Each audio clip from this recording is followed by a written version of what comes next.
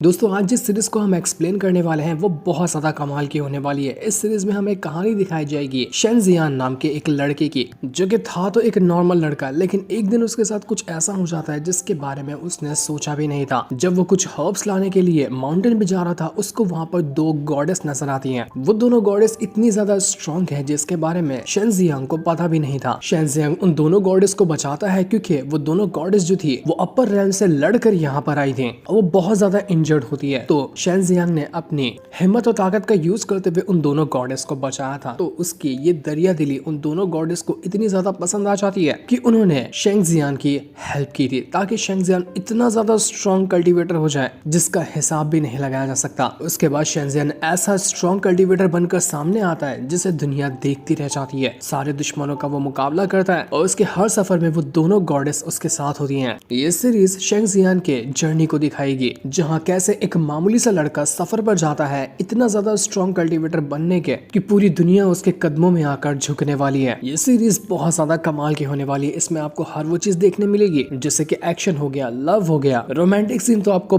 ढेर सारे देखने मिलेंगे, और उसके बाद जो भी चीज आप एक सीरीज से देखना चाहते हो ना वो सब कुछ मिलेगा। तो उम्मीद है ये सीरीज आपको पसंद आएगी, इसलिए हम इस सीरीज को शुरू करने वाले हैं। तो सीरीज की शुरुआत होती है, हमें दिखाया जाता है थर्ड रेल्म का सीन। जैसा अपर रेल्म होता है वहाँ का ये एक रेल्म था, और यहाँ पर का माहौल बहुत ज्यादा उथल पुथल से भरा होता है क्योंकि यहाँ पर चल रहा था एक बहुत ही खतरनाक बैटल, जो कि बैटल चल रहा था उन्हीं दोनों गॉडेस का थर्ड रैंक के जितने भी स्ट्रॉन्ग कल्टीवेटर मास्टर वगैरह हैं उनके साथ। क्योंकि उन मास्टर के मुताबिक ये दोनों जो गॉडेस हैं वो अपना यिन यांग डिवाइन वेन को एक्टिवेट करना चाहती है, जो कि उनके कल्टीवेशन का कोई स्टेप होगा। लेकिन उस डिवाइन वेन को एक्टिवेट करने के लिए इन दोनों ने किसी तरह की डिमोनिक टेक्निक का यूज किया, जो कि हेवन के रूल के खिलाफ होता है। और जब भी कोई हेवन के रूल के खिलाफ जाता है तो उसकी तो वार्ड लगाने के लिए एल्डर वगैरह पहुंच ही जाते हैं। तो इसी वजह से सारे के सारे एल्डर यहाँ पर आए थे ताकि इन दोनों गॉडेस की जान ली जा सके कि आखिर उसने फॉरबिडन टेक्निक का यूज करने की कोशिश कैसे की, जबकि हेवन ने इस टेक्निक का यूज करने के लिए मना कर रखा है। तो यही वजह से वो दोनों गॉडेस अपने आप को बचाते हुए सारे के सारे एल्डर से बचने की कोशिश कर रही थी ताकि जल्द से जल्द वो अपना वो जो डिवाइन वेन है उसको एक्टिवेट कर सके। लेकिन एल्डर वगैरह यहाँ पर रुकने को तैयार ही नहीं थे। एल्डर उन दोनों गॉडेस से कहने लग जाते कि देखो, अगर तुम्हारी वजह से हमारा ये थर्ड रैंक डिस्ट्रॉय हुआ या इसको कुछ भी नुकसान हुआ ना, तो तुम ऐसा बड़ा अपराध कर दोगी जिसकी तुम्हें माफी भी नहीं मिलेगी। तुम्हें कल्टीवेशन करने से तो रोका ही जाएगा, तुम्हारी जान तक ले ली जाएगी। इसलिए यही मौका है, अपने आप को सरेंडर करो अगर जिंदा देखना चाहती हो तो। लेकिन दोनों गॉडेस कहना शुरू कर देती हैं कि मॉर्टल लोग तुम जैसे लोगों को अपना गॉड बनाते हैं, तुम्हें सबसे ज्यादा स्ट्रॉन्ग समझते हैं, लेकिन ये सबसे गलत बात है क्योंकि तुम जैसा घटिया इंसान कहीं पर भी इस दुनिया में नहीं होगा। तो अगर ये थर्ड रैम जब तुम जैसे लोगों से भरा हुआ है तो बेहतर होगा कि ये थर्ड रैम डिस्ट्रॉय हो जाए ताकि इसके साथ साथ तुम लोग भी मारे जाओ, क्योंकि हमें तुम जैसे घटिया लोगों से कोई मतलब नहीं है। मतलब साफ था कि ये दोनों गॉडेस यहाँ पर रुकने वाली नहीं है। वो किसी भी हालत में अपनी डिवाइन वेन को हासिल करके रखेगी, चाहे इसके लिए उसको रोकने के लिए कोई भी क्यों ना आ जाए। बैटल देखते ही देखते यहाँ पर बहुत ज्यादा इंटेंस हो चुका था। यहाँ पर कोई भी पीछे हटने को तैयार ही नहीं। इतना ज्यादा स्ट्रॉन्ग से स्ट्रॉन्ग कल्टीवेटर वहां पर आकर पहुंच चुके थे जिनके सामने टिक पाना उन दोनों गॉडेस का बहुत ज्यादा मुश्किल था।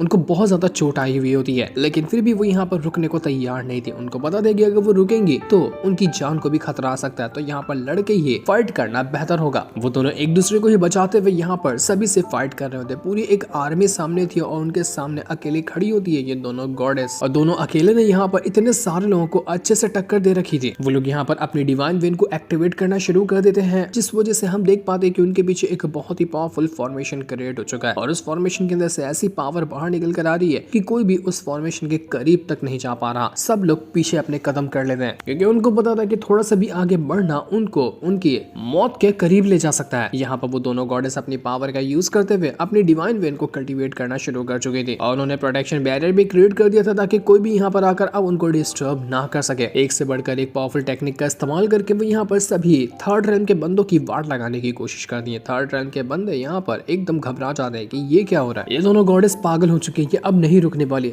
ये हमारी जान लेके ही छोड़ेंगे। पर तब वहां पर आता है एक मैसेंजर, हो सकता है कि ये हेवन का मैसेंजर होगा, और जैसे वो यहाँ पर आया था उसके हल्के से पावर की वजह से जितना भी उन दोनों गॉडेस ने फॉर्मेशन बनाया था, जितना भी अटैक बना कर रखा था, सब खत्म हो जाता है, सब कुछ डिस्ट्रॉय हो गया था। वो जो मैसेंजर मैसेंजर आया हुआ तो वो दोनों गॉडेस से कहने लग जाते कि तुम्हें पता है ना कि तुम हेवन के खिलाफ जा रहे हो और ये करने का अंजाम कितना बुरा हो सकता है। जिस टेक्निक को हेवन ने मना करके रखा था तुमने उस टेक्निक को कल्टीवेट किया और अब यहाँ पर थर्ड रेल्म को भी डिस्ट्रॉय करने की कोशिश कर रही हो, इसलिए तुम्हें सजा होगी। जल्द से जल्द अपने आप को यहाँ पर सरेंडर कर दो।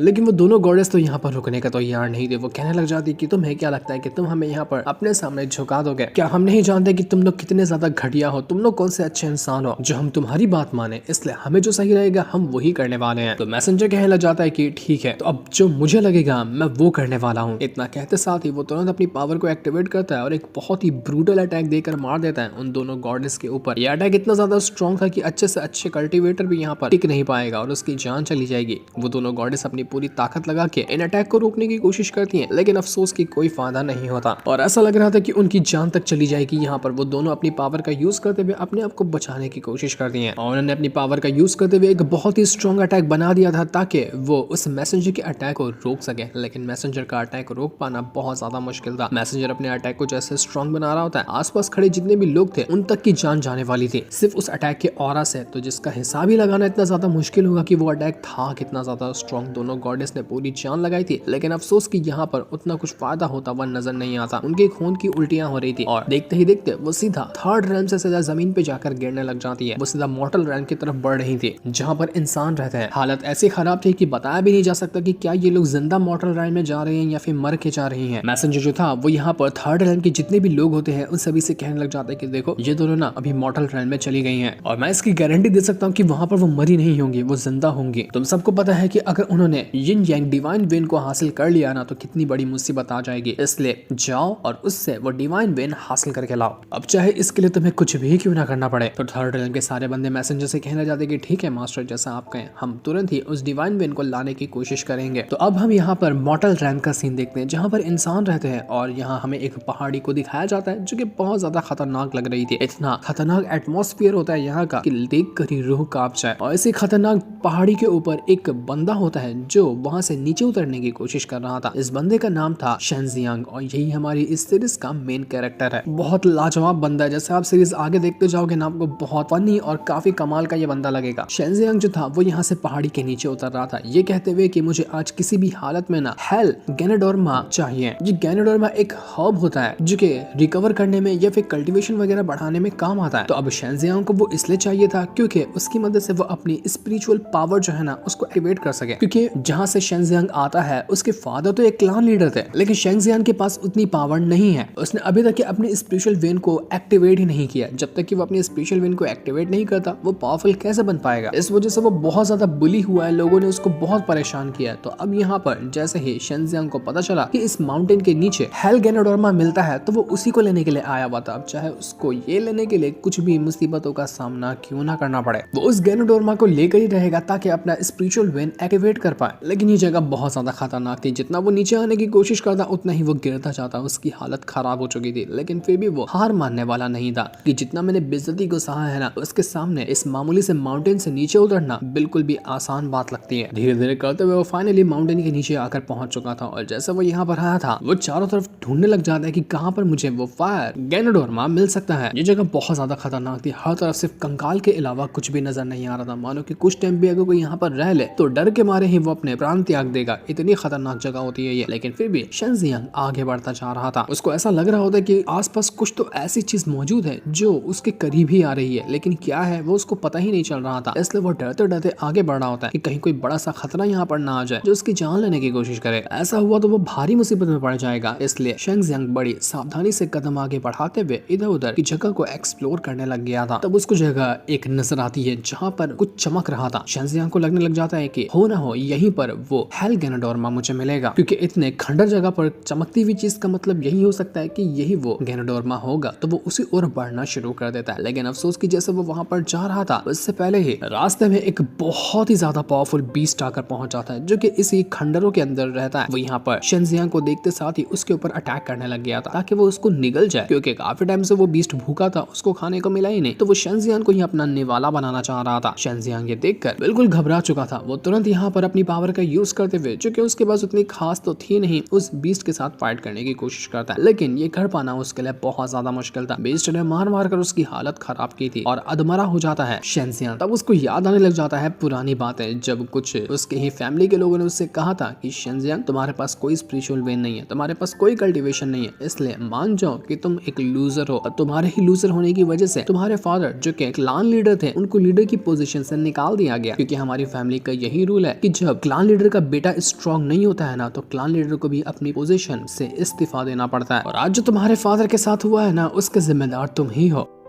शेंजियांग को बहुत ज्यादा गुस्सा आ रहा था कि नहीं, मैं लूजर नहीं हूँ, मैं दुनिया को साबित करके दिखाऊंगा कि मैं इतना ज्यादा स्ट्रॉन्ग हूँ ना कि पूरी दुनिया मेरे सामने झुकेगी। मैं किसी भी हालत में वो गैनोडोर माँ हासिल करके रहूंगा। तभी वो बीस्ट वहां पर दोबारा से आ जाता है, जो कि शेंजियांग को मारने की कोशिश कर रहा था। शेंजियांग अपनी पावर का यूज करते हुए इधर उधर भाग रहा होता है। वो अपनी स्वॉर्ड लिए हुए था और उसकी मदद से वो अटैक करता तो कभी अपने आप को बचाने की कोशिश करता, लेकिन देखते ही देखते वो एक खाई के पास आकर पहुंच जाता है, जिसके नीचे गिरते साथ ही लावे से इंसान जल जाएगा। लेकिन शेंजियांग के दिल में यही बात चल रही थी कि मैं बोझ नहीं बन सकता अपनी फैमिली के ऊपर, मैं अपने फादर का नाम नीचे नहीं कर सकता, इसलिए मैं वो गैनोडोर्मा हासिल करके रहूंगा ताकि मैं अपने स्पिरिचुअल वेन्स को एक्टिवेट कर सकूं। वो सीधा पूरी जान लगाते हुए जो खाई होती है लावे से भरी हुई, उसको क्रॉस करने की कोशिश करता है, क्योंकि उसकी दूसरी तरफ ही वो गैनोडोर्मा मौजूद है। पीछे वो बीस्ट भी आ चुका था, लेकिन शेंजियांग तुरंत ही एक पहाड़ का टुकड़ा तोड़ता है और वो सीधा गिरा देता है उस बीस्ट के ऊपर, जिस वजह से वो बीस्ट सीधा लावे के अंदर जाकर गिर चुका था। और तब तक ये शेंजियांग जो था वो खाई के दूसरी ओर आ जाता है, जहाँ पर सामने ही उसके गैनोडोर्मा मौजूद है। शेंजियांग की खुशी का ठिकाना नहीं था कि फाइनली मेरी मेहनत रंग लाती हुई नजर आ रही है, अब मैं फाइनली जाकर गैनोडोर्मा हासिल कर लूंगा। वो जल्दी जल्दी उस ओर बढ़ना शुरू कर देता है जहाँ पर वो गैनोडोर्मा मौजूद है, और जैसा उसने सोचा था सच में वहाँ पर वो गैनोडोर्मा होता है, जो कि बहुत ज्यादा मिस्टीरियस पावर से भरा हुआ था। और यही वो है जो कि शेंजियांग की स्पिरिचुअल वेन को एक्टिवेट कर सकता है, उसको स्ट्रॉन्ग बना सकता है। आज फाइनली शेंजियांग की मेहनत कामयाब रही थी, लेकिन तभी वहाँ पर वो बीस्ट दोबारा से आ जाता है, क्योंकि उसको लावे से जलने के बाद भी कुछ नहीं हुआ। वो दोबारा से शेंजियांग के पीछे पड़ चुका था। शेंजियांग गैनोडोर्मा लिए हुए वहां से भाग रहा होता है ताकि किसी भी हालत में अपनी जान बचा सके, लेकिन वो बीस्ट उसको छोड़ने वाला नहीं था। वो उसके पीछे पड़ चुका था ताकि किसी भी हालत में वो उसको रोक सके। दोनों के बीच में एक कमाल का बैटल शुरू हो जाता है, लेकिन शेंजियांग एक छोटे से गुफा के अंदर घुस गया था जहां पर वो बीस्ट आ ही नहीं पाता। तो अब यहाँ से शेंजियांग को आगे बढ़ने का रास्ता मिल जाता है, लेकिन जैसे वो आगे बढ़ रहा था वो आगे खाई को देख नहीं पाता और सीधा एक खाई के नीचे जा गिरता है। कुछ देर बेहोश रहने के बाद जब उसको वहां पर होश आता है और जब वो जमीन को देखता है, वो हैरान रह जाता है कि भाई साहब मैं किस चीज के ऊपर आके गिरा हूँ। इतना ऊंचाई से गिरने के बाद भी मुझे कुछ हुआ नहीं। जब वो देखता है कि वो किस चीज के ऊपर गिरा है, तो वो भी थोड़ा सा शर्मा जाता है कि तभी तो इतनी ऊंचाई से गिरने के बाद मुझे कुछ हुआ नहीं और मैं बच गया, क्योंकि वहां पर एक लड़की लेटी हुई थी, उसी के ऊपर वो गिर गया था। और ये वही गॉडेस होती है जो कि थर्ड रेल्म से यहाँ पर गिरी थी। शेंजियांग को लगता है कि ये माउंटेन जो है इतनी खतरनाक जगह, यहाँ पर ये लड़की क्या कर रही है, क्या ये जिंदा भी है या मर गई। वो जैसे उसको चेक करने की कोशिश करता है कि उसके अंदर सांसें चल रही है या नहीं चल रही, कि वो लड़की तुरंत जाग जाती है और उसके ऊपर अटैक कर देती है कि नालायक कहीं के, तेरी हिम्मत कैसे हुई जो तूने मुझे छूने की कोशिश की। बेचारा शेंजियांग अभी तो बीच से फाइट करके आया था, उसकी हालत पहले से खराब थी। अब यहाँ पर उस लड़की के अटैक करने की वजह से उसकी हालत और ज्यादा खराब हो जाती है। शेंजियांग समझ चुका था कि ये लड़की कोई मामूली लड़की नहीं है, क्योंकि इसका ऑरा इतना स्ट्रॉन्ग है कि मैं 10 कदम दूर जाकर फेंका गया इसके ऑरा से। लेकिन वो लड़की कुछ ज्यादा कुछ कर नहीं पाती और वहां पर बेहोश हो जाती है, क्योंकि वो अभी इंजर्ड ही थी, क्योंकि थर्ड फिल्म से ज्यादा जमीन पे गिरी थी, तो हालत थोड़ी ना उसकी ठीक होने वाली थी। तब शेंजियांग को वहां पर वो दूसरी वाली भी गॉडेस नजर आती है, क्योंकि दोनों के दोनों यहीं पर आकर गिरे थे। शेंजियांग कंफ्यूज था कि यार यहाँ पर चल क्या रहा है, इतने खंडर में ये दो लड़कियां क्या कर रही हैं। तो दूसरी वाली जो लड़की थी वो कहने लग जाती है कि देखो यंग मैन, घबराने की जरूरत नहीं है, हम लोग बुरे लोग नहीं है, हम तुम्हें नुकसान नहीं पहुंचाना चाहते हैं। वो अपना उसको नाम भी बताती है, जहां पर हमें पता चलता है कि जो लाल कपड़ा पहनी हुई है इसका नाम है मियाओ, और वो जो ब्लू कपड़ा पहनी हुई है उसका नाम है यूयू। थोड़ा अजीब सा और थोड़ा क्यूट सा नाम था। तो यूयू कहने लग जाती है कि देखो हम लोग बुरे नहीं है, किसी को बिना मतलब के मारते नहीं है, लेकिन कोई हमें छूने की कोशिश करेगा तो उसको दफन कर देंगे, पता भी नहीं चलेगा। तो मियाओ जो थी वो कहने लग जाती है कि जरा तुम अपने बारे में बताओगे कि तुम हो कौन, तुम यहाँ पर क्या करने के लिए आए हो। अगर तुम्हारा इरादा कुछ गलत था तो हम तुम्हें मार डालेंगे, लेकिन अगर सही था तो हम तुम्हें छोड़ देंगे।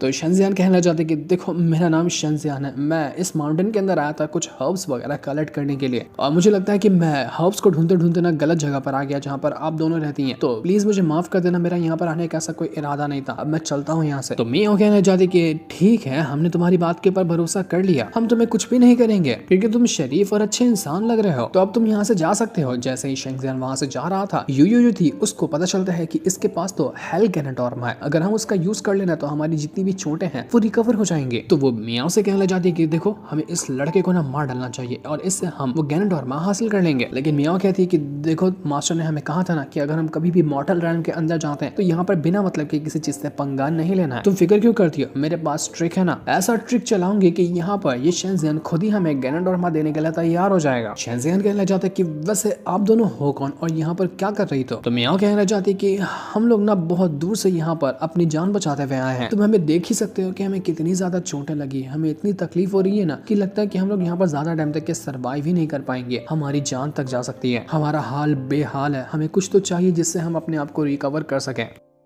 मियाओ यूयू को भी इशारा करते हुए कहने लग जाती है कि तुम भी नाटक करो ना कि तुम्हें बहुत ज्यादा तकलीफ हो रही है, वरना शेंजियान को हमारी बातों पे भरोसा नहीं होगा। तो ये सुनते साथ ही यूयू सीधा बेहोश होने का नाटक कर लेती कि आय हाय मैं मर गई, मुझे इतनी तकलीफ हो रही है, कोई मुझे बचाओ। शेंजियान कहने लग जाता है कि अच्छा हुआ कि मेरे पास ना कुछ रिकवरी पिल है, मैं वो आप लोगों को दे सकता हूँ, इसकी मदद से आप अपने आप को रिकवर कर लेना। तो मियाओ कहने लग जाती कि ये रिकवरी पिल तो बड़ी मामूली सी है, ये उतना कुछ खास नहीं कर पाएगी, हमारी चोटें देख रहे हो ना कितनी ज्यादा खतरनाक है, हमें तो खून की उल्टियां हो रही है, हमें कुछ और अच्छा चाहिए जो हमें कवर कर सके, वरना लगता है कि तुम हमें आखिरी बार देख रहे हो, कुछ ही मिनट के अंदर हम मर जाने वाले हैं। बेचारा शेंजियान एकदम घबरा चुका था कि नहीं यार ये क्या हो गया, इनकी हालत तो बड़ी खराब है, अब मेरे पास कुछ और है तो नहीं सिवाय हेल गैनेडोर्मा के, लेकिन अगर मैंने इनको ये दे दिया इनको रिकवर करने के लिए तो मैं अपनी स्पिरिट को अवेक कैसे कर पाऊंगा, मेरी स्पेशल पावर तो अवेक ही नहीं होगी, और इतनी मेहनत से मैं यहाँ पर आया हूँ, गैनेडोर्मा को हासिल किया, सारी की सारी मेहनत ऐसे ही वेस्ट चली जाएगी। वो बिल्कुल कंफ्यूज था कि मुझे अब यहाँ पर क्या करना चाहिए। तो थोड़ी देर सोचने के बाद वो कहना चाहता है कि चलो भाड़ में गया ये गैनेडोर्मा, मैं इसके बगैर भी अपने स्पेशल वेन्स को एक्टिवेट कर लूंगा, मैं कोई लूजर नहीं हूँ। तो वो तुरंत ही यहाँ पर उन दोनों के पास आता है और उनको वो हेल गैनेडोर्मा देते हुए कहते हैं कि देखो मेरे पास ये है, क्या ये काम आ जाएगा तुम्हें रिकवर करने के लिए। तो मियाओ तो ये देखकर बहुत ज्यादा खुश हो चुकी थी क्योंकि उसका प्लान काम कर गया और शेंजियान ने खुद ही ये गैनेडोर्मा उन लोगों को दे दिया। तो अब जैसे ही उनको मिलता है उनकी खुशी का ठिकाना नहीं रहता, वो तुरंत यहाँ पर अपनी पावर का यूज करते हुए गैनेडोर्मा की पावर को आपस में मर्ज करना शुरू कर देती है ताकि वो दोनों खुद को रिकवर कर सके। बेचारा शेंजियान खाली बैठा हुआ था, मेहनत उसके लगी, फायदा इन दोनों का हो रहा था, लेकिन वो खुश था कि चलो कुछ तो फायदा हुआ इन दोनों का। वो दोनों अपनी पावर का यूज करते हुए एक दूसरे को रिकवर करने में लगी हुई होती हैं।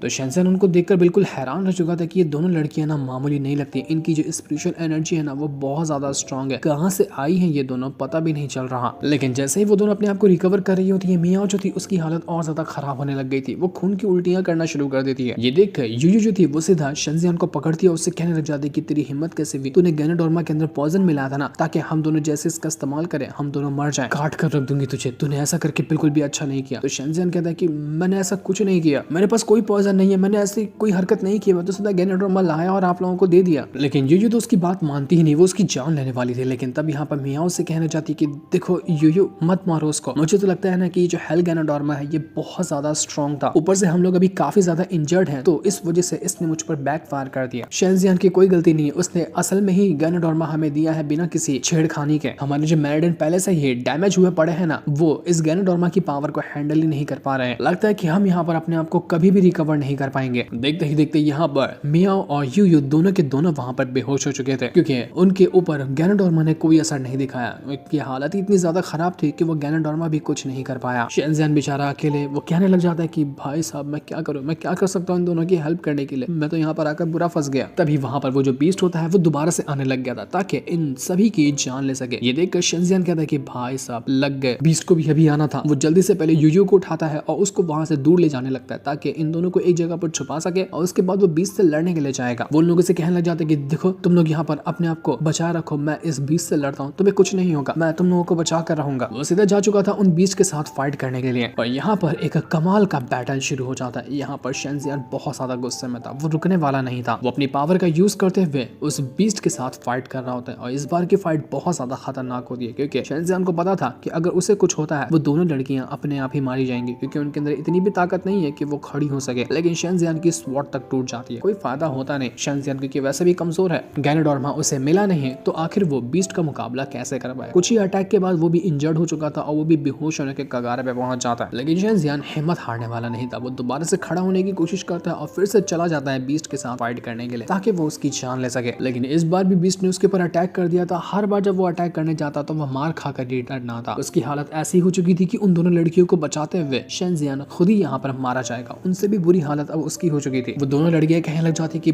पागल हो क्या, मत करो ये, हमारे लिए अपनी जान खतरे में क्यों डाल रहे हो, छोड़ दो उसको और भाग जाओ यहाँ से। लेकिन शेंजियान वहां से जाने को तैयार नहीं था। तो मियाओ जो थी वो यूयू से कहने लग जाती कि अगर हमने अभी कुछ नहीं किया ना तो हम दोनों यहाँ पर मर जाएंगे, साथ ही साथ शेंजियान भी मर जाएगा। हमारे इतने सालों की कल्टीवेशन सब कुछ बर्बाद होने वाली है, लेकिन हम नहीं चाहते कि ये सब कुछ ऐसे बर्बाद हो जाए। तब हम देख पाते हैं कि वहां पर एक अजीब सा ऑरा फैला है, क्योंकि ये ऑरा था उन दोनों ही गॉडेस का। वो दोनों गॉडेस यहाँ पर शेंजियान से कहना चाहती कि शेंजियान तुम्हारी किस्मत बहुत अच्छी है, तुम अभी ना एक ऐसा गिफ्ट हासिल करने वाले हो जिसके बारे में तुमने कभी सपने में भी नहीं सोचा होगा। यूयू जो थी वो डिमोनिक आर्ट को ज्यादातर कल्टीवेट करती थी, तो वो कहने लग जाती कि मैं डिमोनिक आर्ट की एक सुप्रीम कल्टीवेटर हूँ। और वो मियाओ जो थी वो इमॉर्टल आर्ट को ज्यादातर प्रैक्टिस करती थी और उसमें वो सॉवरेन रैल्म पर थी, मतलब कि वो इमॉर्टल आर्ट की भी एक सुप्रीम कल्टीवेटर है। ये दोनों अपनी ब्लड पावर को मिला रहे होते हैं शेंजियान के साथ। इससे होगा ये कि शेंजियान के पास जो अभी उसकी स्पिरिचुअल विन तक के एक्टिवेट नहीं थी वो एकदम सुप्रीम लेवल पे पहुंच जाएगा, डिमोनिक कल्टीवेशन के भी और इमॉर्टल कल्टीवेशन के भी। वो दोनों अपनी पूरी पावर को दे रही थी शेंजियान को ताकि शेंजियान को बचाया जा सके। शेंजियान को इतनी ज्यादा तकलीफ हो रही थी कि वो यहाँ पर मानो कि फट जाएगा उसका शरीर। उन दोनों ने जो इतनी मेहनत से वो यिन यांग डिवाइन विन को कल्टीवेट किया था वो भी यहाँ पर वो शेंजियान के अंदर ही ट्रांसफर करना शुरू कर देती है, जिस वजह से शेंजियान की पावर अचानक में ही इतनी ज्यादा बढ़ रही थी जिसका कोई हिसाब ही नहीं था। उस पावर को यहाँ पर शेंजियान हैंडल ही नहीं कर पाता। वो दोनों से कहना चाहती कि देखो शेंजियान, कोशिश करो, तुम्हें ये करना होगा, क्योंकि अगर तुम यहाँ पर फेल हुए ना तो हम तीनों के तीनों मरेंगे, इसलिए हिम्मत करो और हमारी इस पावर को हैंडल करो तुम। यही एक रास्ता है तुम्हें अपने आप को बचाने का और हम सबको बचाने का। ये प्रोसेस बहुत ज्यादा मुश्किलों से भरा हुआ था, बहुत ज्यादा तकलीफें झेलता है शेंजियान, लेकिन अभी तक वो हिम्मत किए हुए था। फाइनली वो दोनों जो गॉडेस होती है वो अपनी पावर को मर्ज कर चुकी थी शेंजियान के साथ, जिस वजह से वहां पर होता है एक बहुत ही ब्रूटल धमाका और एक मामूली सा कल्टीवेटर बस कुछ ही टाइम के अंदर एक सुप्रीम कल्टीवेटर में बदल चुका था। शेंजियान के स्पिरिचुअल वर्ल्ड के अंदर ही वो दोनों गॉडेस की सोल आकर पहुंच जाती है, क्योंकि लग रहा था कि उनका फिजिकल शरीर जो है वो खत्म हो गया, अब बस उनकी सोल रह गई है जो कि शेंजियान के स्पिरिचुअल वर्ल्ड के अंदर है। दोनों के दोनों डिमोनिक और इमॉर्टल कल्टीवेशन जो थी वो जैसे यहाँ पर मर्ज हुई थी शेंजियान के अंदर, उसका लुक भी काफी ज्यादा बदल चुका था, काफी ज्यादा खतरनाक लग रहा था। जिसके बाद हम बाहर का सीन देखते हैं जहाँ पर अभी तक के उन दोनों का फिजिकल शरीर बचा हुआ होता है और उनके ऊपर वो बीस्ट डायरेक्ट आकर अटैक करने वाला था, लेकिन जैसे वो अटैक कर पाता तभी वहां पर शेंजियान आता है और जैसे उसने अपना ऑरा एक्टिवेट किया वो बीस्ट उड़कर दूर फेंका चुका था। शेंजियान के अंदर से अब ऐसी पावर बाहर निकल कर आ रही थी जिसका कोई हिसाब भी नहीं लगाया जा सकता। जहां बीस्ट शेंजियान को मार रहा था अब उसका एक भी अटैक शेंजियान के करीब तक नहीं आ पाता और मार मार कर शेंजियान ने बीस्ट की हालत खराब कर दी थी। उसके हर एक कदम से ऐसा ऑरा बाहर निकल रहा था कि मानो अच्छे से अच्छा कल्टीवेटर भी यहाँ पर उसके ऑरा से ही मर जाए। वो इतना मारता है उस बीस्ट को कि बीस्ट पागल हो गया था, उसको समझ ही नहीं आता कि असल में उसके साथ हो क्या रहा है। मार खा खा कर बीस्ट की हालत खराब हो चुकी थी, लेकिन शेंजियान रुकने वाला नहीं था जब तक कि वो यहाँ पर इस बीस्ट को फाड़ कर खत्म ना कर दे। उसके ऑरा से ही पूरा पहाड़ वहाड़ सब टूटने लग जाता है। वो दोनों जो गॉडेस थी वो कहने लग जाती हैं कि बहुत बहुत कमाल का है ये शेंजियान, बहुत अच्छा हुआ कि हमने इसको अपनी पावर दे दी। शेंजियान यहाँ पर उस बीस्ट के साथ मुकाबला कर रहा था और वो बीस्ट उसके ऊपर अभी भी अटैक कर रहा होता है, क्योंकि वो बीस्ट इतना स्ट्रॉन्ग है कि वो जल्दी मरता ही नहीं। लेकिन फिर भी शेंजियान जब यहाँ पर अपनी पावर को एक्टिवेट करता है तो उसके पीछे एक बहुत ही स्ट्रॉन्ग फॉर्मेशन आ चुका था जिसमें डिमोनिक कल्टीवेशन और इमॉर्टल कल्टीवेशन दोनों भरी हुई थी। और जब इस फॉर्मेशन का यूज करते हुए उसने जैसे ही एक अटैक देकर क्या मारा उस बीस्ट को कि बीस्ट वहां पर राख में बदल कर गायब हो जाता है। उसका ऐसा हाल हो गया था कि मानो वो फट कर गायब ही हो गया, पूरा जगह ही टूट फूट जाती है। इतना कमाल का इतना खतरनाक वाला ये सीन होता है जिसे देखकर तो मजा ही आ गया। शेंजियान कहां से कहां पहुंच चुका था, वो भी कुछ टाइम के अंदर। उसको अपनी स्पिरिचुअल वेन एक्टिवेट करना था, उसके बाद वो अपनी कल्टीवेशन की शुरुआत करता, लेकिन उसके साथ ऐसा कुछ हुआ कि बिना स्पिरिचुअल वेन के एक्टिवेट किए वो सीधा सुप्रीम लेवल पर जाकर पहुंच गया, जो कि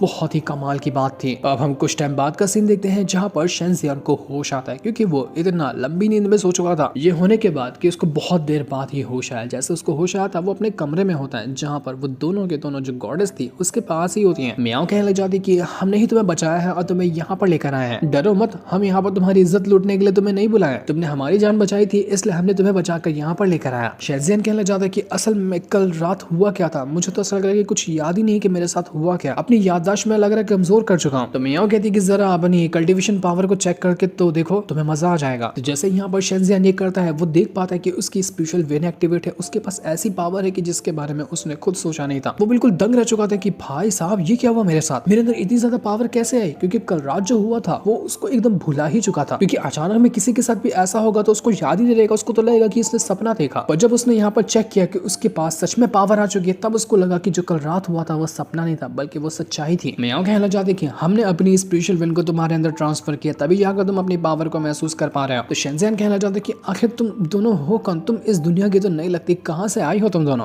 तो वो दोनों कहना चाहते कि हम मार्शल वर्ल्ड से आए हैं, जिसे थर्ड रेल्म भी कहा जाता है, लेकिन तुम ना अभी उसको नहीं समझोगे कि वो चीज क्या है। जैसे जैसे तुम आगे बढ़ते जाओगे ना, तुम्हें पता चल जाएगा कि वो जगह क्या होती है। तो ये सुनकर शेंजियान कहना चाहते कि तुम लोग मार्शल वर्ल्ड से आए हो क्या, जैसे वो अपर रेल्म होता है। मैंने तो सुना है कि मॉर्टल वगैरह लोग अपर रेल्म में नहीं जा सकते और अपर रेल्म के लोग यहाँ पर नहीं आ सकते, तो तुम लोग कैसे आ गए। तो ये सुनकर वो दोनों अपनी पावर को एक्टिवेट करते हुए शेंजियान को धमकाने लग जाते हैं, देखो हम कहाँ से भी आए हैं, हमारा पास्ट क्या है, तुम ना ये किसी को नहीं बताओगे ना तो ही बेहतर है, किसी को बताने की कोशिश की तो तुम्हें बहुत पिटाई होगी तुम्हारी। तो शेंजियान सोचने लग जाता है कि बात तो सही है, क्या पता मैं इनके बारे में किसी को बता दूं और कोई इनको नुकसान पहुंचाने की कोशिश करे तो इन लोगों ने मेरी जान बचाई है, बेहतर होगा जैसे ये कहते हैं ना मुझे वही करना चाहिए। तो वो उन दोनों का थैंक यू कहना चाहते हैं कि आपका बहुत बहुत शुक्रिया, जो आप लोगों ने मेरी जान बचाई, मैं आपका ये एहसान कभी नहीं भूलूंगा, और जो आपने मुझसे कहा है सीक्रेट रखने के लिए, मैं हमेशा उसको सीक्रेट ही बना कर रहूंगा।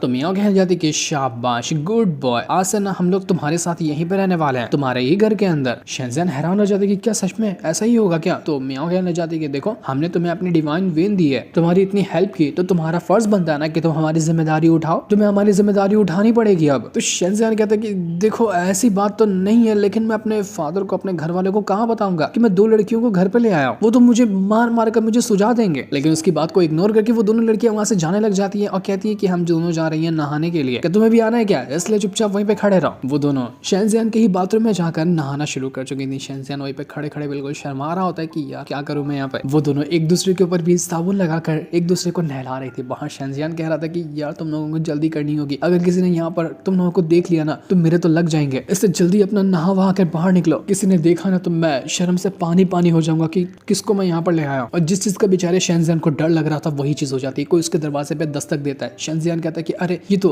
जियान है, ये यहाँ पर क्या कर रही है, मेरे तो लग गए। वो लड़कियां कहती है कि ये जियान कौन है। तो शेंजियान कहता है कि वो मेरी फियांसे है, तुम लोग यहीं पर रहना, बाहर मत निकलना, मैं दरवाजा खोलने जा रहा हूँ। जिसके बाद जियान खुद ही दरवाजा खोलकर अंदर आ जाती है, कहने लग जाती है कि शेंजियान तुम क्या कर रहे थे, इतना टाइम क्यों लगा तुम्हें दरवाजा खोलने में। बेचारा शेंजियान परेशान हो चुका था, वो कहने लग जाता है कि जियान तुम यहाँ पर क्या कर रही हो, कुछ काम था क्या तुम्हें। तो जियान कहती है कि क्या मैं तुम्हारे कमरे में नहीं आ सकती, तुम ऐसे क्यों बिहेव कर रहे हो, मानो कि कुछ छुपाने की कोशिश कर रहे हो तुम। तो शेंजियान कहते हैं कि नहीं ऐसी कोई बात नहीं है, तुम गलत समझ रही हो, तुम्हारा वेलकम है मेरे कमरे में, जब चाहो आना चाहो आ सकती हो। शेंजियान तो मस्त यहाँ पर आकर बैठ चुकी थी और कहने लग जाती कि तुम्हारी बातों से लग रहा है ना कि तुमने किसी न किसी लड़की को कमरे में छुपा कर रखा हुआ, तभी तुम इतने ज्यादा घबराए हुए हो, सच कह रही हो क्या मैं। बेचारा शेंजियान पसीने से नहा चुका था, वो कहने लग जाता कि अरे यार कैसे तुम बात करती हो, मैं कहाँ से लड़की को लाऊंगा, मैं लाऊंगा भी क्यों, तुम मेरे लिए सबसे ज्यादा खूबसूरत लड़की हो, तुम्हें मैं कैसे धोखा दे सकता हूँ। तो जियान कहते कि मुझे ऐसा लग रहा है कि बाथरूम में कोई है, क्योंकि वहाँ पर पानी के हिलने की आवाज आ रही है। तो शेंजियान कहता है कि नहीं ऐसी बात नहीं है, मैं अभी पानी भर रहा था ना वहाँ पर, क्योंकि मैं नहाने जा रहा था, इसलिए तुम्हें वो आवाज आ रही होगी। लेकिन जियान कहती कि नहीं तुम झूठ कह रहे हो, क्योंकि तुम यहाँ पर नहाते ही नहीं हो, तुम तो महल वाले बाथरूम में जाकर नहाते हो, यहाँ कुछ तो गड़बड़ है, हटो मैं जाकर देखती हूँ कि अंदर तुमने क्या छुपा कर रखा हुआ है। शेंजियान समझ चुका था कि उसके लगने वाले बड़ा बुरा हाल होगा उसका। तो जैसे ही वो जियान को रोकने वाला था कि इससे पहले ही वो बाथरूम के अंदर चली जाती है, शेंजियान समझ चुका था कि मेरे लग गए, मर गया, आज ही मैं यहाँ पर दफन होने वाला हूँ। लेकिन जैसे जियान अंदर जाती है, अंदर कोई भी नहीं था, पूरा बाथटब खाली होता है और यहाँ का माहौल भी एकदम अच्छा लग रहा था। शेंजियान कहता है कि जान में जान है, अच्छा हुआ कि उन दोनों गॉडेस ने सुन लिया होगा बात को,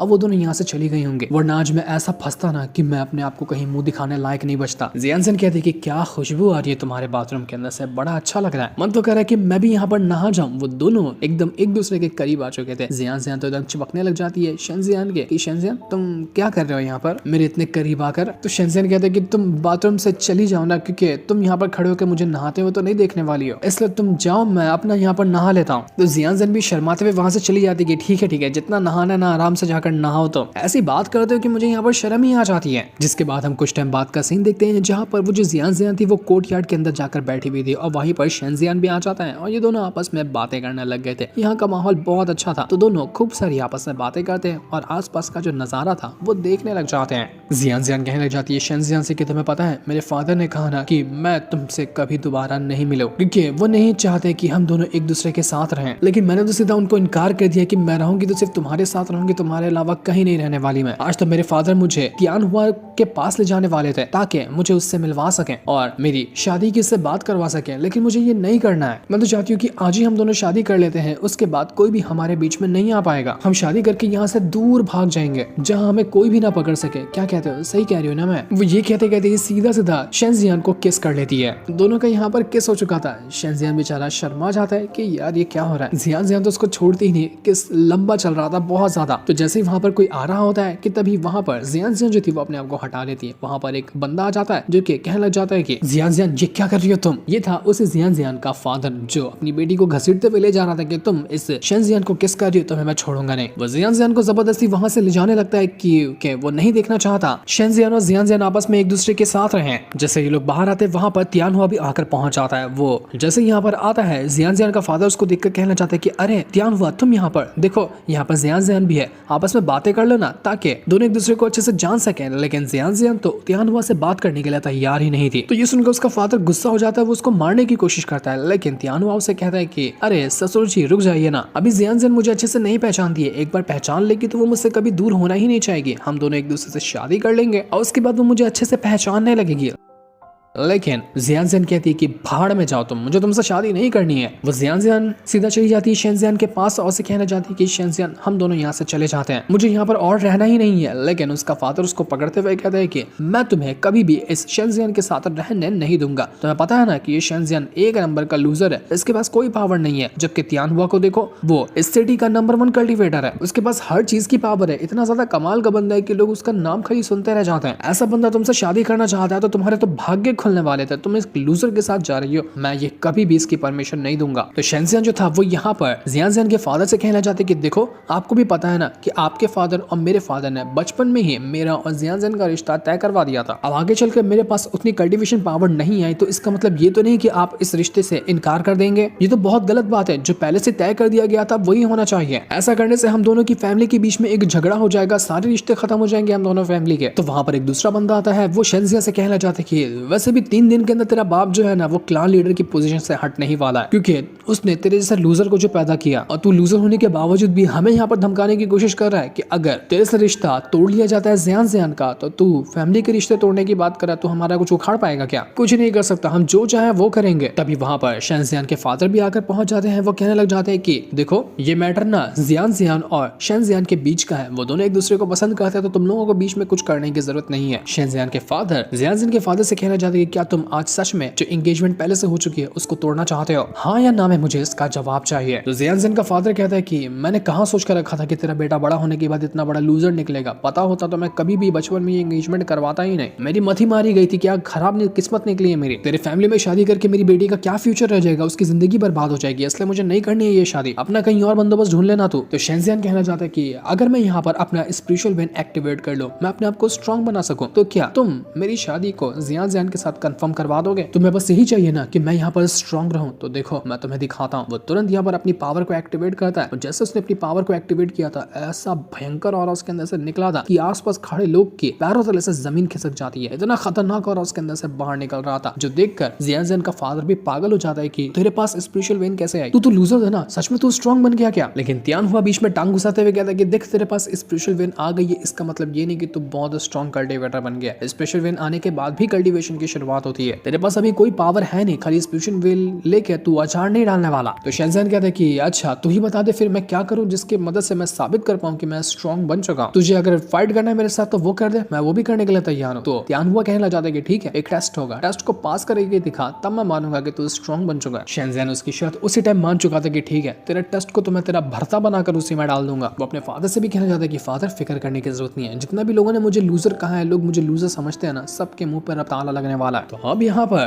तियानहुआ और शेंजियान के बीच में एक बैटल शुरू हो चुका था। वो दोनों अपनी पावर का यूज करते हुए एक दूसरे के ऊपर अटैक करने की कोशिश कर रहे थे, जहाँ पर शेंजियान तियानहुआ को मारने की कोशिश करता है, लेकिन तियानहुआ फिर भी स्ट्रॉन्ग लग रहा था क्योंकि वो ऑलरेडी बहुत ज्यादा स्ट्रॉन्ग कल्टिवेटर है। शेंजियान इस चीज को देखकर कंफ्यूज होता है कि जब मैं उस मॉन्स्टर से फाइट कर रहा था उस टाइम जब मैंने पावर को फॉर्मेशन को एक्टिवेट किया था, मैं उसको यहाँ पर एक्टिवेट क्यों नहीं कर पा रहा? कुछ गड़बड़ हुई है या फिर मैं अपनी पावर को ढंग से यूज नहीं कर पा रहा? हो सकता है कि उन दोनों गॉडेस ने मुझे बेवकूफ बनाया और थोड़े टाइम के लिए अपनी पावर को ट्रांसफर किया और अब उस पावर का असर खत्म हो चुका है। लेकिन भाड़ में जाए, मेरी स्पेशल विन एक्टिवेट हो गई है ना, मैं इसकी मदद से ही यहाँ पर इस तियानहुआ को हरा कर रहूंगा। वह तुरंत यहाँ पर अपनी पावर को यूज करते हुए जैसे अपनी पावर को एक्टिवेट करता है, वहां पर एक फायर फेनिक्स बर्ड आकर पहुंच चुका था और उसके साथ चला जाता है वो तियानहुआ के साथ फाइट करने के लिए। दोनों के बीच में एक कमाल का बैटल शुरू हो चुका था। वो दोनों अपनी पावर का यूज करते हुए एक दूसरे के ऊपर अटैक कर रहे थे, लेकिन इस बार तियानहुआ जो था वो कमजोर होता हुआ नजर आता है और शेंजियान उसको बहुत मारता है। मार मार कर वो उसकी हालत खराब कर चुका था, लेकिन फिर भी वो तियानहुआ हार मानने वाला नहीं था। वो भी शेंजियान को अच्छी टक्कर देता है। इनका बैटल काफी लंबा चलता है और सारे के सारे लोग इस बैटल का नजारा देखने के लिए आए हुए थे क्योंकि ये बैटल था ही इतना ज्यादा कमाल का, जिसे देखने के लिए लोगों की लाइन लगी पड़ी थी। वो दोनों अपनी पावर का यूज करते हुए अभी तक के एक दूसरे के साथ फाइट किए जा रहे थे, जहां पर फाइनली लग रहा था कि तियानहुआ हारने वाला है। उसका जो वेपन था वो भी टूट जाता है। नजारा देखकर तो जियान का फादर भी दंग रह चुका था कि आखिर इस शेंजियान ने तियानहुआ को कैसे हरा दिया। तियानहुआ इतना स्ट्रॉन्ग कल्टिवेटर, वो उसके सामने कैसे हार सकता है? अपनी बेइज्जती होता देखकर तियानहुआ जो था वो और ज्यादा भड़क चुका था। वो अपनी और ज्यादा खतरनाक टेक्निक का यूज करता है और दोबारा से जा चुका था शेंजियान के साथ फाइट करने के लिए। अब वो शेंजियान को नहीं रोकेगा, चाहे वो कुछ भी क्यों ना कर ले। वो अपने सारे टेक्निक का यूज कर लेता है ताकि शेंजियान का भरता बना सके, लेकिन शेंजियान अभी भी उसको अच्छी टक्कर दे रहा था। पर थोड़ी देर फाइट के बाद शेंजियान की हालत खराब होने लग जाती है। उसको बहुत ब्रूटल चोट लगी थी, तो जैसे उसको चोट लगने वाली थी जियान बीच में आकर उसको बचा लेती है। लेकिन हम देख पाते हैं कि वो जो तियानहुआ है उसका पूरा हाथ वाथ सब जल गया, बड़ा बुरा हाल हुआ है उसका, लेकिन वो अपना दर्द छुपाए हुए।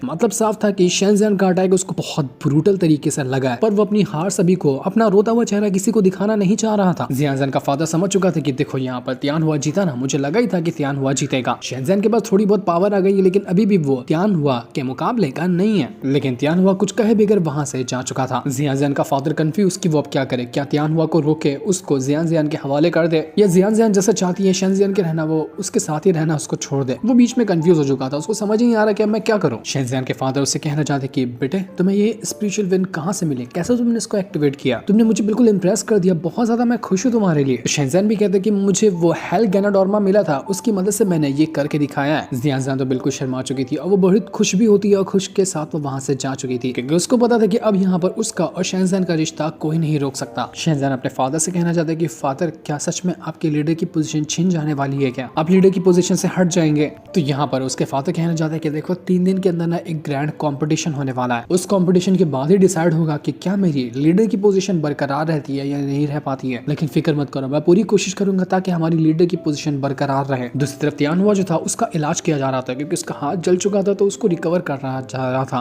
वो कहने लग जाता है कि मुझे तो यकीन ही नहीं हो रहा कि शेंजियान के पास पावर कैसे आई। सब तो ये कह रहे थे ना कि शेंजियान लूजर है, उसके पास उसकी स्पेशल वेन तक नहीं है, वो इतना ज्यादा स्ट्रॉन्ग कैसे हो गया जिसने मेरे हाथ का ये बुरा हाल कर दिया। तो दूसरा एक एल्डर होता है, वो कहने लग जाता है कि देखो आपको फिक्र करने की जरूरत नहीं है, आप अभी भी बहुत ज्यादा स्ट्रॉन्ग है और कोई भी क्यों ना कितना खुद को स्ट्रॉन्ग बना ले, ये सिटी तो आपकी ही होगी, मैं भी आपके साथ ही हूँ, आपको कुछ नहीं होगा, आपके हर प्लान को कामयाब करने में मैं कोशिश करूंगा आपकी। तो तियानहुआ कहना चाहता है कि ठीक है, मैं ना तुम्हें मौका देता हूँ अपने आप को साबित करने का। जो ग्रैंड कॉम्पिटिशन आने वाला है ना, उसके अंदर वो शेंजियान और उसके फादर का कुछ ना कुछ तो बंदोबस्त करो, तब मैं समझूंगा कि तुम भरोसे के लायक हो, तुम समझ रहे हो कि मैं तुमसे क्या कहना चाह रहा हूँ और तुम्हें क्या करना है। तो वैडर भी इस चीज के लिए तैयार हो चुका था। इन्होंने कुछ ना कुछ तो गलत प्लान बनाकर रखा है ताकि शेंजियान और उसके फादर को कंपटीशन के अंदर ही बुरी तरीके से हराया जा सके या उनकी जान ली जा सके। तियानहुआ कहने लग जाता है कि शेंजियान, आज तूने जो मेरी बेइज्जती की है ना, इसका बदला मैं तुझसे लेकर रहूंगा, तू बचने वाला नहीं है, जितना दिन जिंदा है खुशी मना ले। इसके बाद रात को शेंजियान जब अपने कमरे में आता है तब वो उन दोनों गॉडेस को ढूंढने लग जाता है, लेकिन वो उसको मिलती नहीं। जब वो देखता है तो उसको पता चलता है कि वो तो उसके सामने ही मौजूद है, लेकिन उन्होंने अपने आप को एकदम छोटा सा बना लिया है। वो कहना चाहता है कि अरे तुम दोनों इतनी बचकानी सी गुड़िया जैसी कैसे हो गई, अभी तो अच्छी खासी बड़ी थी, छोटी कैसे हो गई तुम लोग, सब ठीक तो है ना तुम्हारे साथ। तो ये सुनकर मियाओ जो थी उसको एक अंगूठी दिखाती है और कहने लग जाती है कि इस अंगूठी को कहते हैं यिन यांग डिवाइन रिंग। हमारी जो स्पिरिट है ना वो इस अंगूठी के साथ मर्ज है, हमने अपनी फिजिकल बॉडी को इसके अंदर डाल लिया है और सिर्फ हमारी स्पिरिट को बाहर ऐसा निकाल कर रखा है ताकि तुम्हें भी कोई गड़बड़ी ना हो, कोई हमें ऐसा देख ले तो तुम घबरा ना जाओ और हम तुम्हारे साथ अच्छे से रह भी सकते हैं। और हम जो छोटे फॉर्म में दिख रहे हैं ना, इसको तुम सिर्फ तुम ही देख पाओगे, कोई दूसरा हमें नहीं देख पाएगा। तो तुम्हें बिल्कुल भी फिक्र करने की जरूरत नहीं कि कोई तुम्हें देख लेगा, कोई प्रॉब्लम हो जाएगी ऐसा। तो शेंजियान कहना चाहता है कि क्या मैं इस अंगूठी के अंदर जा सकता हूँ, देख के आ सकूँ कि वहाँ का नजारा कैसा है। तो वो दोनों गॉड गॉडेस से कहने जाते कि नहीं, अभी तुम्हारी कल्टीवेशन इतनी स्ट्रांग नहीं है कि तुम इसके अंदर जा सको, इसलिए गलती से भी अंदर जाने की कोशिश करना मत।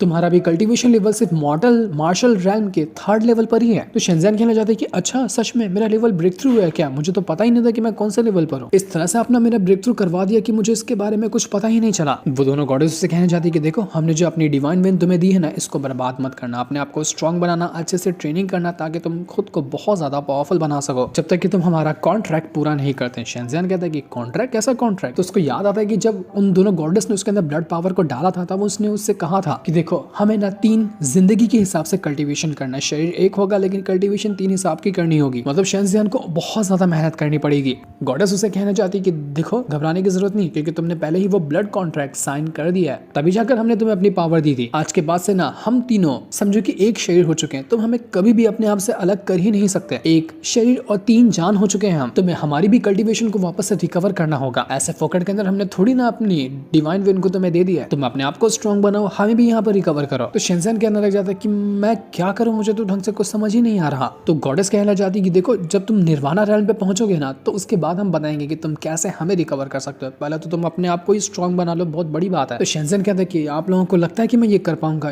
या फिर आप मुझ पर कुछ ज्यादा ही भरोसा नहीं कर रहे हैं, ये बहुत बड़ा जिम्मेदारी से भरा काम लग रहा है। तो वो दोनों गॉडेस कहने लग जाती कि तुम घबरा क्यों रहे हो, हम है ना यहाँ पर, हम तुम्हारी मदद करेंगे ना स्ट्रॉन्ग बनाने में तुम्हें अपने आप को। तुम आराम से पहुंच जाओगे निर्वाणा रैल्म पर, उसके भी आगे पहुंच जाओगे, बस जैसा हम कहते जाते हैं तुम्हें वैसा करते जाना है। मैं सबसे पहले तुम्हें टेक्निक सिखाना चाहती हूँ जिसका नाम है अजूर ड्रैगन। तो इस टेक्निक को सीखो और जैसे मैं कहती हूँ तुम वैसे ही प्रैक्टिस करते जाना, तुम उसको सीख जाओगे। वैसे भी तुम्हारे पास वो स्पिरिट वेन तो आ ही चुकी है जो कि हमारी है, तो ये तुम्हारी हेल्प करेगी जो भी हम टेक्निक तुम्हें सिखाएंगे उस टेक्निक को सीखने में। तो तुम अजूर ड्रैगन टेक्निक को सीखना शुरू करो। तो शेंजियान भी यहाँ पर उस टेक्निक को सीखने लग जाता है। तो जैसे जैसे यहाँ पर इस टेक्निक को सीख रहा था, उसके अंदर से कोई पावर बाहर निकल कर आती ही नहीं। वो हैरान हो चुका था कि ये क्या हो रहा है, कुछ पावर तो बाहर निकल कर आई नहीं, लगता है कि मैं ढंग से सीख नहीं पाया। तो वो गॉडेस कहना चाहती कि देखो, अभी थोड़ा सा मुश्किल होगा तुम्हारे लिए सीखना, जैसा मैंने तुम्हें कहा है, तुम धीरे धीरे उसको प्रैक्टिस करना, उसके बाद ही तुम अजूर ड्रैगन टेक्निक को सीख पाओगे। लेकिन मेहनत सबसे मेन है, तुम मेहनत नहीं करोगे तो तुम कुछ भी नहीं सीख पाओगे। तो तुम प्रैक्टिस करते जाओ, हम तो जा रहे हैं यहाँ पर सोने के लिए। उम्मीद है तुम समझ गए होगे कि हम यहाँ पर क्या कहना चाह रहे हैं। तो इसके बाद वो दोनों उसकी अंगूठी के अंदर जा चुके थे और अब यहाँ पर शेंजियान को अपनी कल्टीवेशन करनी है ताकि वो उस टेक्निक को अच्छे से सीख सके। दूसरी तरफ शेंजियान के जो फादर थे, वहाँ पर एक बंदा आ जाता है और वो कहने लग जाता है कि बताइए मास्टर, मुझे क्या करना चाहिए। तो शेंजियान के फादर कहते हैं कि देखो, आने वाला जो कंपटीशन है ना, मुझे लग रहा है कि इसमें मेरी जान का खतरा है। अगर मैं उस कंपटीशन के अंदर मर जाता हूँ ना, तो सबसे पहला काम तुम ये करना कि शेंजियान को लेना और यहाँ से जितना दूर होता है उतना दूर भाग जाना। मैं नहीं चाहता कि शेंजियान को कुछ हो जाए। तियानहुआ और उसके जो सेक्ट वाले लोग हैं ना, वो बहुत घटिया लोग हैं, वो शेंजियान को जान से मार डालेंगे। मैं उसको कुछ होते हुए नहीं देख सकता, इसलिए उम्मीद है कि जो मैंने यहाँ पर तुम्हें कहा है तुम उसको समझोगे और शेंजियान को लेकर यहाँ से भाग जाओगे। तो वहीं हम शेंजियान को देखते हैं, वो अपना प्रैक्टिस करने में लगा हुआ था और धीरे धीरे करते हुए वो अजूर ड्रैगन टेक्निक को अच्छे से सीख पा रहा होता है। वो दोनों गॉडेस कहने लग जाती है कि 2 दिन के अंदर ही प्रैक्टिस करते करते इसने अजूर ड्रैगन टेक्निक का और कल्टीवेट करना शुरू कर दिया। अब यहाँ पर इस टेक्निक को सीखना इसके लिए बड़ी बात नहीं होगी, बहुत ही ज्यादा टैलेंटेड बंदा है ये। हमने इसके ऊपर भरोसा दिखाकर बहुत अच्छा काम किया। इसकी कल्टीवेशन इतना स्पीड से बढ़ रही है ना कि जितने स्पीड से हमने भी अपनी कल्टीवेशन को नहीं बढ़ाया था। लेकिन वो दोनों यहाँ पर टेंशन में होती है क्योंकि 3rd रैंक वाले लोग कभी भी यहाँ पर आएंगे उनको ढूंढते हुए, और यहाँ पर आए तो वो उनकी जान ले लेंगे। इसलिए वो मेहनत कर रही है ताकि शेंजियान अपने आप को स्ट्रॉन्ग बना लेना, तो 3rd रैंक वालों से वो मुकाबला करते हुए इन दोनों को बचा पाएगा। तो यही चीज की उनको टेंशन होती है कि आगे क्या होने वाला है, जिस इनके साथ ये वाला एपिसोड यहीं पर एंड हो जाता है। अगर दोस्तों आपको ये सीरीज अच्छी लगी और नेक्स्ट एपिसोड आप देखना चाहते हैं तो कमेंट में नेक्स्ट एपिसोड लिख देना। तब तक के लिए थैंक्स फॉर वॉचिंग।